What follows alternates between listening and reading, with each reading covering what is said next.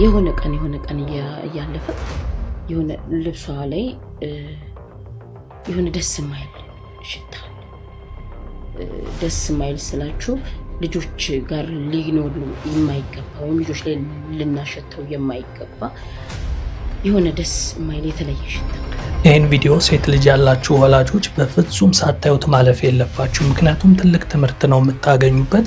እንደሚታወቀው ተማሪዎች በተለይም ህፃናት ተማሪዎች ከቤተሰቦቻቸው ባልተናነሰ ረጅም ሰዓታቸውን የሚያሳልፉት ትምህርት ቤት እንደመሆኑ ትምህርት ቤት አካባቢ ያሉ አስተማሪዎች ደግሞ ልጆቻችሁን ከናንተ ባልተናነሰ ምናልባትም ከናንተ በተሻለ የማወቅ እድላቸው ሰፊ ነው አስተማሪዎች። ታዲያ ልክ እንደዚች ያሉ አስተማሪዎች ደግሞ ከልጆች ጋር ያላቸው ቅርበት ሰፋ እንደማለቱ የአንዲትን ህፃን የወደፊት ህይወት እንዴት ብላ እንዳዳነችና ብዙ ምስቅልቅል እንዳተረፈቻት ከዚህ ቪዲዮ ትረዳላችሁ ብዬ ነው ማስበው።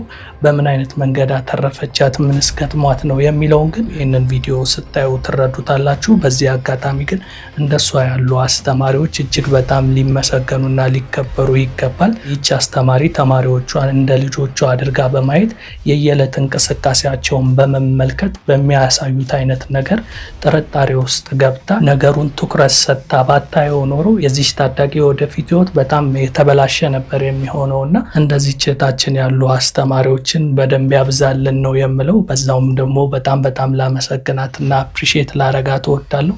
እናንተም ታሪኩን ከሰማችሁ በኋላ ለአስተማሪዋ ትልቅ አድናቆት እንደምትችሯት አልጠራጠርም። ለማንኛውም ታሪኩ ምንድነው የሚለውን በደንብ እስከ መጨረሻ ተከታተሉት። ቪዲዮን አብረን እንመልከት። ሰላም፣ እንዴት ናችሁ? ሚሴለን ዛሬም ሌላ ታሪክ። ይህም ከአመታት በፊት በወቅቱ የነበርኩት የሶስተኛ ክፍል ሆምሩም ቲቸር ነበርና ከነበሩት ሴት ተማሪዎች ውስጥ አንዷ ልጅ የሆነ ነገር ማስተዋል ጀመርኩ። ማለት ከተለመደው ውጪ ያው ሁሌም ስቲልም እንደማደርገው ጧት ልጆች ሲመጡ ጉድ ሞርኒንግ እየተባባል ስፔሻሊ ሴቶቹን አቅፋቸዋለሁ፣ ወንዶቹን ደግሞ እንደዚህ ቴክ 5 እንላቸዋለሁና ከዛ እንደዛ ሰላም ሲሉኝ የሆነ ቀን እያለፈ የሆነ ልብሷ ላይ የሆነ ደስ የማይል ሽታ ደስ የማይል ስላችሁ ልጆች ጋር ሊኖር የማይገባ ወይም ልጆች ላይ ልናሸተው የማይገባ የሆነ ደስ የማይል የተለየ ሽታ ነበርና ከዛ አንድ ቀን 2 ቀን 3 ቀን ነገር ሲሆን ነይ አልኳትና ልብሷን በደንብ አገላብጬ ሳየው ዩኒፎርሟም ሸሚዟም ጉርዷም ሰደድየውም በጣም ንጹህ ግን ጠጋ ስላት ነገር ይሸታል። አሁንም ያሸታልና ግራ ገባኝ። ከዛ ጠየኳት፣ ልብስሽን ማን ነው የሚያጥበው ስላት አጋሻቸው ማሚስ አለች፣ ዳዲ የለም እንደዚህ ብላ ነገረችኝ። ነገር ማለት እናቷና አባቷ የሕክምና ባለሙያዎች ናቸው ሁለቱም። በዛን አመት አጋጣሚ አባቷ በሰዓቱ የክልል ከተማዎች ይባል ስለነበር አንድ ትልቅ የክልል ከተማ ላይ በስራ እድገት ትልቅ ሆስፒታል ላይ ተቀይሮ ሄዷል። እናቷም በአቅራቢያቸው ባለ አንድ የግል የሕክምና ቦታ ላይ ትሰራለች። ነገር ይሄንን ነገረችኝ እና እሺ ብዬ ኮሚኒኬሽን ላይ ጻፍኩኝ። የማማ ልብስ ሲታጠብ በድጋሚ ቼክ አድርጉት የመሰለኝ ምንድነው አንዳንዴ በፈሳሽ ሳሙና ስናጥብ ወዲያው ዘፍዝፈን ወይም ወዲያው አጥበን ካላወጣን ነው ተዘፍዝፎ ልብስ ሲቆይ የሆነ ደስ ማይል ሽታ ያመጣና እናቶች ይሄን ነገር ኖቲስ ታደርጋላችሁና እንደዛ ነበር የመሰለኝ።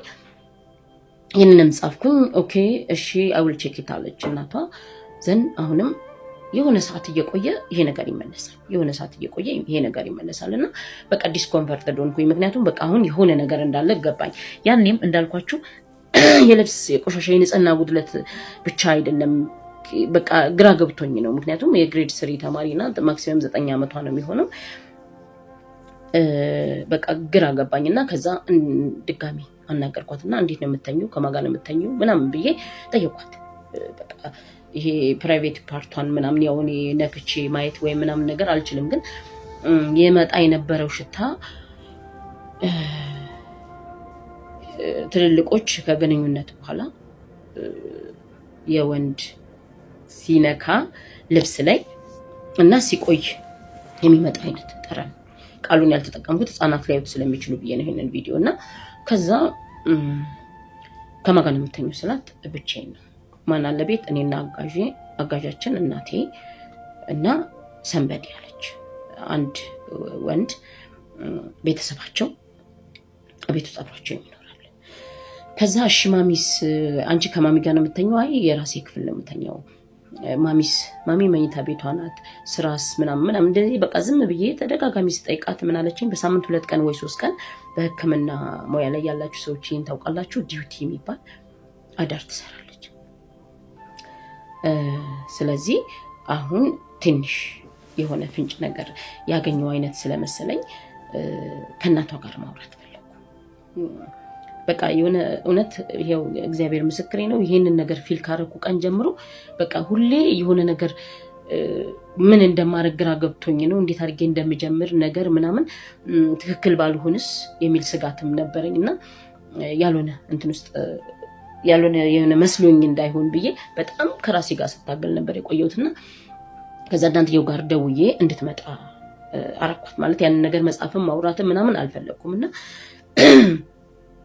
ስለሆነው ነገር የህክምና ባለሙያም ስለሆነች የተሰማኝን ያው ቅድመ ጥንቃቄ ነው እኔ ይሄንን ነገር ካልሆነም እንዳትቀየምኝ ከሆነም ደግሞ ማድረግ ያለብሽን በጥንቃቄ እንድታረጊ ነው የምፈልገው ነገር አልኳትና በሰዓቱ ነርቨስ ሆነች በጣም ደንግጣለች ማለት ግራ ገብቷታል ነገርና ልክናት እንደ እናት ግን በቃ እንኳን ለሷ ለኔም ከብዶኝ ነበር ይብን ከቃሌ ካፌ እስከሚወጣና እሺ አለችኝ ኢሚዲየት እንደ ትምህርት ቤት ሰዓቱ ሳያልቅ እንኳን በቃ ልጄን ይዣት ልጅ ነገር አለችኝና ቢሮ አስፈቀደን መውጫ እንትን ብለን ሰጣት ሄደችና ኢሚዲየት ያው የህክምና ባለሙያ ስለነበረች የልጇን መነካት ለመነካት ነው ፕራይቬት ፓርት ቼክ አደረገች እግዚአብሔር ይመስገን አልተነካችም ግን ምን ነበር ይሆነ የነበረው ያ ቤታቸው ይኖር የነበረ የቅርብ የስጋ ዘመዳቸው እናትየው ዲዩቲ በመታደር ቀን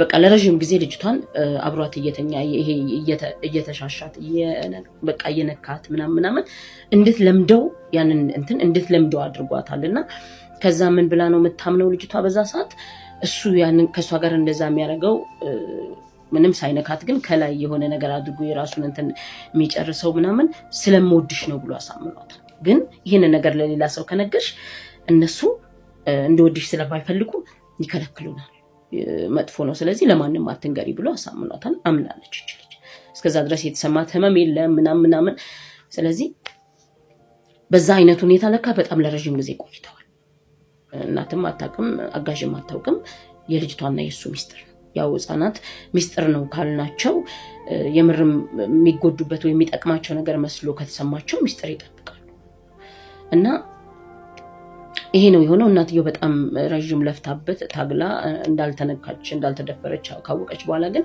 ከምን የተነሳ ይሄ ነገር ሊሆን ቻለ የሚለውን ካንዳንድ እሱ ሊሆን እንደሚችል እርግጠኛ ስለነበረች ልጇን በመትችለው አቅም ሁሉ ተጠቅማ አሳመነቻትና ልጇ ነገረቻት ከነገርንሽ አንቺም ዳዲም ወይም ሌላም ሰው እሱን እንዲወደኝ ስለማትፈልጉ አብረን እንድንተኛ ስለማትፈቅዱልን ተደብቆ ማታ ነው ክፍል ይመጣና ይተኛል አብረን ነው የምናድረውና እኔም እንደሱ አብሮኝ ሲተኛ ደስ ይለኛል አይነት ነገር ሂስ ኪድ ምንም ሳይድ ኢፌክቱን ከጎኑ ሊመጣ የሚችለው በኋላ ምንም የምታውቀው ነገር የለም እሱ ግን አድብቶ አንድ ቀን ህይወቷን ለማበላሸት እየጠበቀ ነበር የልጅነት አምላኳ ቤተሰቦቿ አምነው ቤታቸው ያኑሩት የነሱ የዋህነት በቃ እግዚአብሔር አምላክ ጠብቋት ነው እንጂ አንድ ቀን ያ ነገር ሀፕን ሊያደርግ እንደሚችል በቃ እሱ በቃ ወስኖ እርግጠኛ ነበር ግን እግዚአብሔር አምላክ መቼስ እሱ አያልቅበትምና ያ ነገር እኔ አስተውዬ ግራ ገብቶኝ ስለነበር በዛ መንገድ ሊፈታ ይችላል ወላጆችን እዚህ ላይ ምላችሁ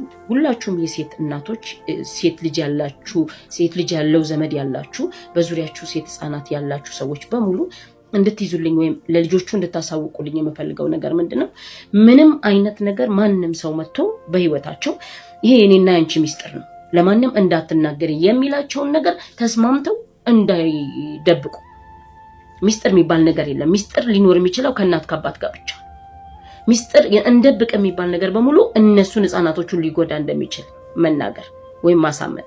ሁለተኛ ነገር ደግሞ እንድታውቁልኝ የምፈልገው ሴት ህፃናት የምታሳድጉ ወላጆች፣ አሳዳጊ፣ ጎረቤት፣ ዘመድ አዝማድ በሙሉ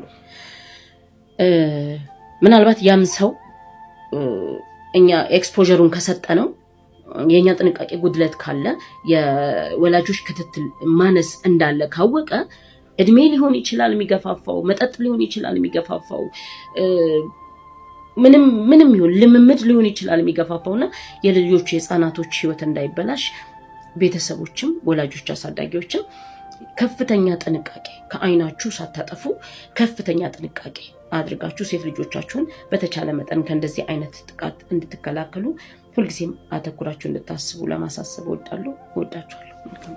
የእውነት እቺን አስተማሪ ያለማድነቅ ንፉግነት ነው በእውነቱ ከሆነ።